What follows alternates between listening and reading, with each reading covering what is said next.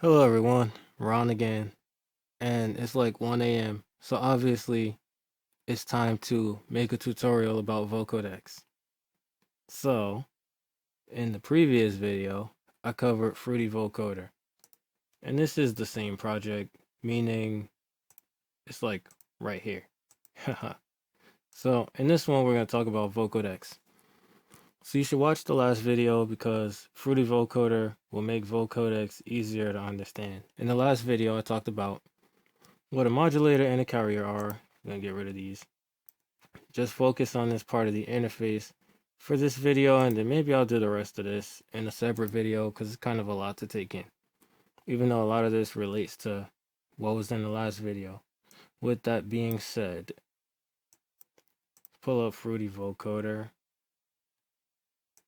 Where it at? There it at. Alright, so with Fruity Vocoder, and to rehash the definition of what a vocoder is, it is used to take one signal and have it modulate another signal. That's called a carrier.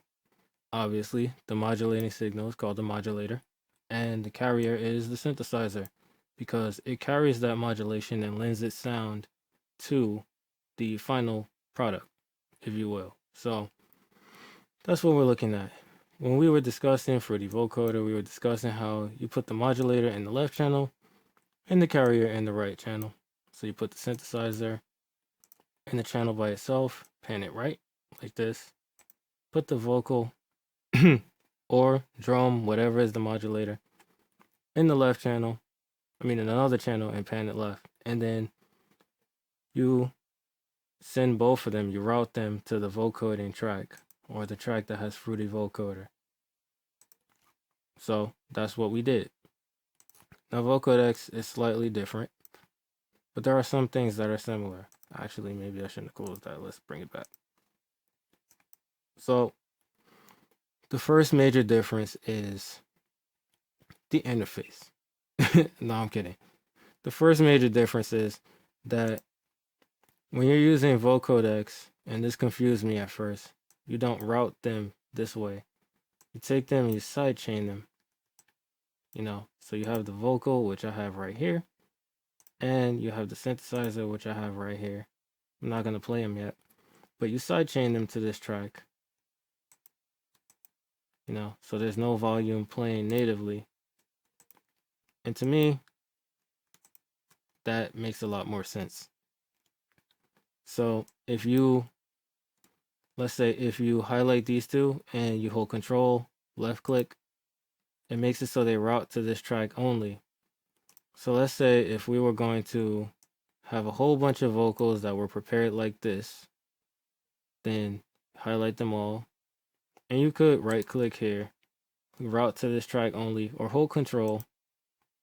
But if you click here, then you could just put sidetrack to this track only. If you want to press control, then hold control, all of them will route to this track only, and then make all of them sidechain because they're all, hold shift and left click. That's for sidechaining. But not with all those tracks, just with these two. So that's a bonus tip. So let's listen to the vocal that we have first. House music. Oh, sorry, synthesizer's playing. House music. House music. We need a beat. Okay, let's go. So there are a few of them, and we're gonna go through the basics to vocode these using Vocodex rather than Fruity Vocoder, and you're gonna see why Vocodex is so much better. So as I said, the first thing you want to do is sidechain both of them. So control, left click, shift, left click. This is where Vocodex is, as you can see. We're going to add a parametric EQ because that's what we did in the last video and it makes a ton of sense. And we're going to look at the interface and talk about the similarities at this point. So the first thing you're going to notice is that immediately you have this wet versus dry knob. So turned all the way to the right, it's entirely wet, and it means that the signal is fully mixed. But I don't think it goes up to 125% like this one does. It looks to the left like it just gets louder, which I never actually thought about that, but yeah, that makes a lot of sense. So now, right here you have modulator and carrier, but you can choose the channel, see? So the vocal house, that is the modulator, and this is by right-clicking also. So the vocoder, that's the carrier. So the synthesizer is always the carrier, and the voice is the modulator, and it's got a mouth right there and whatever that thing is to show you that. Right here, you got sound goodizer, which is going to provide limiting to the vocoded effect to try to keep the volume in check so it doesn't spike too much because it can be unpredictable. Here, you got a high pass that acts on the modulator because with the human voice, such as especially in a male voice, there are frequencies that are lower that are not really necessary, and this will affect the nature of the vocoded sound at the end. So you're gonna high pass some of those. You can see to the left, it's high passing however much you like from the modulator. With the carrier, it has low pass, so it's the opposite, because when you have a really buzzy synth, like you might want to use a saw wave, something with a lot of upper harmonics, if somebody pronounces an S and you know what white noise is, like, let's go here. So let's open Nectar 3, go to EQ, right? And it's lagging a little bit.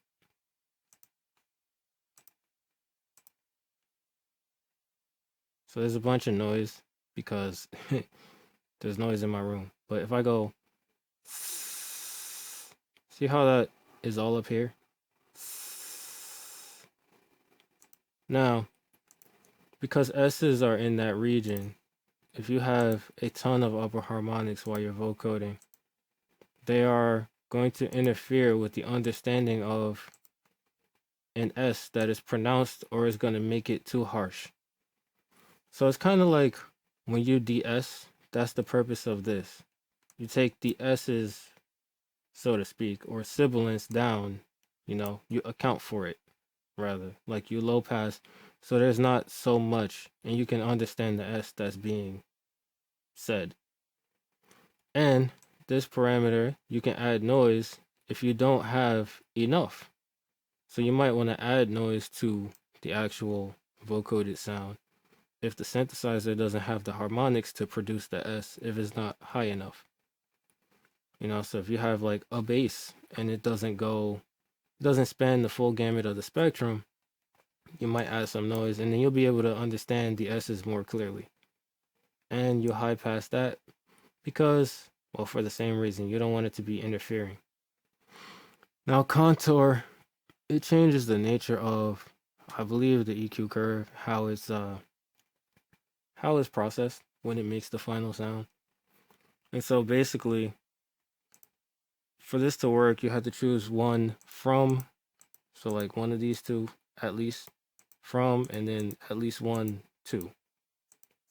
So when you have carrier, I believe it responds to the volume of the carrier, and consonants makes the vocoder respond to consonant sounds that are in the modulator. So like the volume envelopes, the volume is controlled by those two things, or it's changed by the nature of those two sounds. When you go to, I believe this is to the modulator high pass, and this is to the noise. So basically this is another way to filter the sound. You have this left-right encoding in case you want to do it this way, but truthfully, I don't think you would, because I believe that also if you put this on a channel and you leave modulator at 0, then whatever you play through the channel will be vocoded as long as you have a carrier. With that being said, another important thing to note is at the bottom right here, it says none, but Vocodex has built-in carriers, so, and they're too loud. possibly going to clip.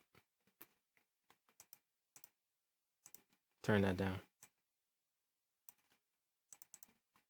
When you choose one, it says Vocodex, so you can see how it's going to sound. And it does it very loudly.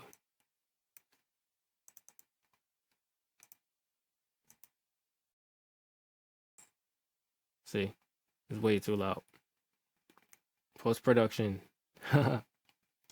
Anyway. So you see the carrier is there, and you can increase these to increase the audibility of it. So the higher you put this, the more of the carrier you'll hear. Here, the more of the modulator, and that helps with intelligibility too. Same thing with noise. Draft, it lowers the quality of the sound in real time, but it saves CPU. If you go here, you have noise detection because it is like,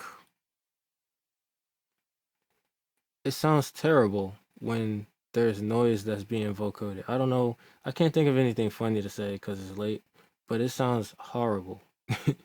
Like, even when you have a vocoded breath, it sounds crazy. So it has noise detection built in. So if there's noise in the modulator, you can play that and Vocodex will detect it and remove it. And subtractive denoising is activating that effect. So it's natively turned on. But these don't have noise because they come from FL Studio stock. So if you look down here, you've got the same parameters as in Fruity Vocoder, the attack time, which, you know, the attack and release, they control the speed of the vocoding effect so that you can distinguish how quickly the words begin and end, and hold makes it hold for a minimum amount of time when you click minimum times. So like, so you got 1 millisecond up there to the left, 2 milliseconds. The effect will hold for at least that amount of time when this is selected. And the other, well, you got tension right here, so that's how sharp or flat it is, you know, like how the slope of the attack and the slope of the release. Peak versus RMS. Peak makes it a sharper sound, but it uses more CPU. RMS makes it so that it's not as sharp a sound, and it's kind of like transient shaping when it's active. Probably I'll explain that at some point. But a lot of these parameters you just play around with until they sound good. But if you use transient shaping and you use that to increase the volume of the transient, you'll know that it's a way to make something sound like have more punch, like drums, without having to distort them, because maybe you don't want to change the nature of the sound. You know, distortion adds harmonics, but transient shaping does not. It just increases the volume of the transient. So this is kind of what that is like. Then you have order, and the way to think of this is like, it seeks to make it more intelligible.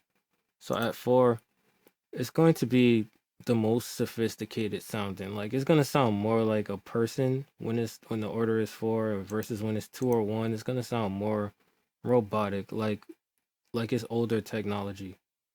Again, it's something that you simply put to the test. But apparently, well, looking here, we have the bands too. If you watch the Vocodex tutorial from the channel In the Mix, he talks about how he usually uses like 15 or 16 because more is not necessarily better, even though it defaults to 47. He usually uses the order at 2. He uses 15, 16. He turns all of these off. I don't know if he turns off draft, but if you turn off draft, it gives you a higher quality sound. So in theory, that's better, right? Maybe. This increases the bandwidth, similar to Fruity Vocoder. You know, in Fruity Vocoder, this increases the bandwidth. It makes the filtered section of each of these wider. And it's easier to see that in Vocodex, so at some point I'll show it. Then you got like the filter flatness. This isn't explained very well in the manual. You know, it literally is just like tweak to make it sound good. Like it explains all of this stuff, and it's not so very clear. You know, like not in a way that you can imagine. That's how a lot of audio is. You have to just do it. You know. So then you've got the multiplier. So that is going to multiply the bandwidth, and it looks like up to ×4 right there. But again, tweak to perfection. Right here, this is the pitch shifter, so it makes the final vocoded product higher in pitch or lower in pitch, like we did right here in Fruity Vocoder to make it sound like a female or a male. And right here you got Unison. So you gotta increase this. And this basically is like the chorus effect where it creates more voices, but it becomes entirely like very CPU heavy. You can see what's going on up here right now as soon as I increased it. When I turn it down, it relaxes, and it warns you of that in the manual. This is, I believe, how wide they are panned. Yeah. Negative 100% would be like mono, and 100% would be fully stereo. And this, the thing with the people is, you know, the unison shift. It's going to detune them and make them sound separated. You know, so with that being said, we're going to just listen to what it sounds like with the synthesizer. And I'm going to set that back to none and use the synthesizer that I made, which I might do a tutorial on that too. Because I have a preset that I made called Vocode Bass, and it sounded good to me. And so this will be the first step to me creating a vocoded sound in Vocodex. I would have this preset that I made, or make a new one. I'll have some vocal. I would put them both here, you know, set them to mixer tracks, sidechain them to Vocodex, whatever track that's on. Set them here, set the wetness to 100%. Probably I should set a limiter because it is gonna potentially be too loud, because it does really get that loud. And I aim for like -18 to try to prevent things from clipping. A very fast limiter. No, so set that all the way at the bottom. And now let's see what we got. So not to neglect this, you'll notice here that I just have one note rather than a chord, but that's something to be looked at later when I express about how I made the actual sound that's being vocoded. You know, like the carrier sound in Citrus and why I use Citrus, because there's a lot to talk about. So to not overload you watching this video, I'm not going to get into this yet. We're just going to start making the sound with just these and the carrier and the voices. So let's get into it. Check it out. House music. House music. We need a beat. Okay, let's go. House music. House music. So something to consider is how high the note is. So let's see if it sounds better higher up, like in a higher octave like that. House music. House music. Sort of. Next, let's go to Vocodex. House music. Okay. Set this back to 47. House music. House music. Now, that sounds pretty good to me. So increase the sound godizer. House music. House music. We need a beat. Okay, let's go. House music. You can see that it gets louder. House music. House music. We need a beat. Okay, let's go. But you can understand what's being said. So let's high pass this. House music. House music. We need a beat. Okay, let's go. House music. House music. We need a beat. Okay, let's go. House. Now, I'm undoing the low pass over here. It's at 16,000. Let's move that down. Probably don't need that much. House music.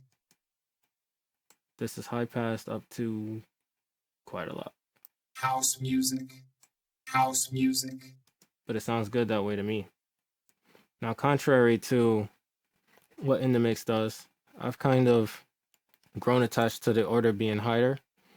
Like, I check out how it sounds, see if I like it. So, here we go. I like it around 47 because I try to make it so you can understand it without knowing what it's saying, as if it's just somebody speaking. House music. House music. We need a beat. Okay, let's go. See, you might be able to understand that without knowing that it's saying house music, we need a beat. Okay, let's go. Then go over here, try these. There's no noise, so I leave that one blank. House music. House music. We need a beat. Okay, let's go. See, it sounds like it moves forward a little bit. House music. House music. We need a beat. Okay, let's go. Look at the CPU. Crazy. And I will mess with these. House music. House music. We need a beat. Okay, let's go. House music. House music. We need a beat. Okay, let's go. There we go. You might increase this because to mix in more of the modulator might make it more intelligible. So let's check that out. Not that much. House music. House music. We need a beat. Okay, let's go. House music. House music. We need a beat. Okay, let's go. If you mix in too much, you'll start hearing it. And you can increase the bandwidth, right? Let's see. House music. House music. We need a beat. Okay, let's go. See, comes a little bit more robotic. Let's try RMS, see what it sounds like. House music. House music. We need a beat. See, it's more smooth, less punchy. That's the idea. House music. House music. That's pleasing.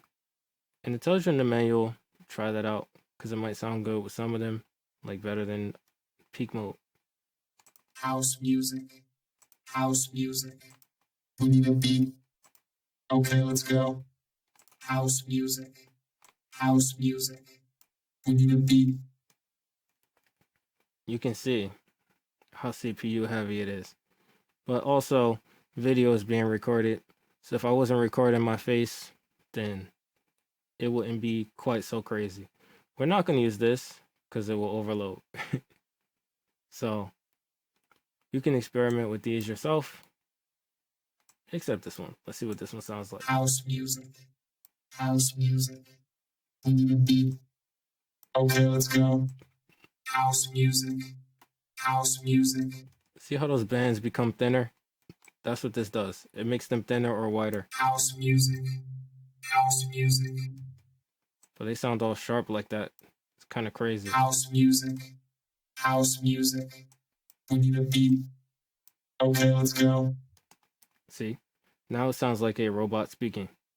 And that's going to conclude this tutorial. In the next video, I will deal with these.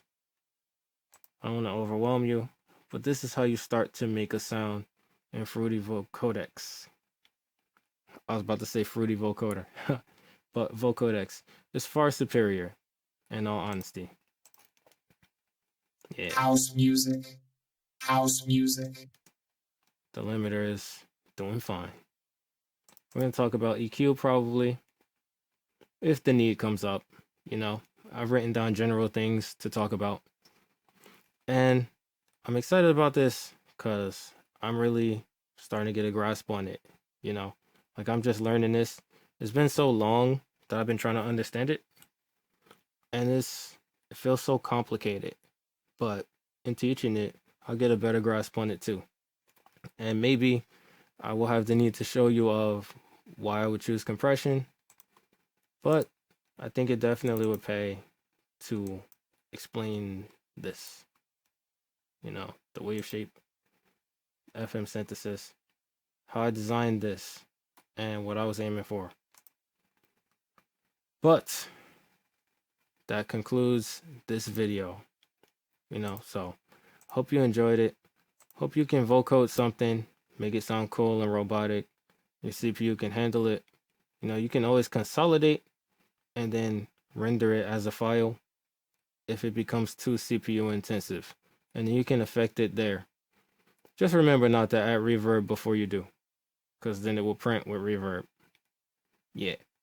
So with that being said, if you made it to the end of the video, I thank you for watching, and as usual, have an awesome day. Peace.